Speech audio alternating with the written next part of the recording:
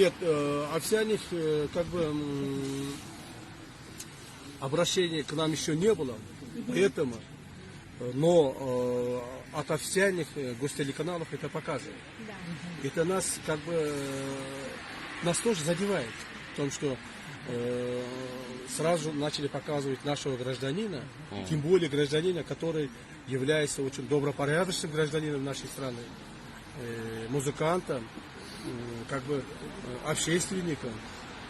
Его показать, что он является террористом, нас тоже это задело, поэтому мы им отправили и ноту, и информацию, и все другое, что он не является террористом. Просто-напросто те люди, которые проводят расследование, они, наверное, или ошиблись, или как бы хотели услужиться, да? Услужиться. Я еще раз говорю, как спецслужбы нашей страны, ответственно заявляю, что он не может быть привлечен как террорист.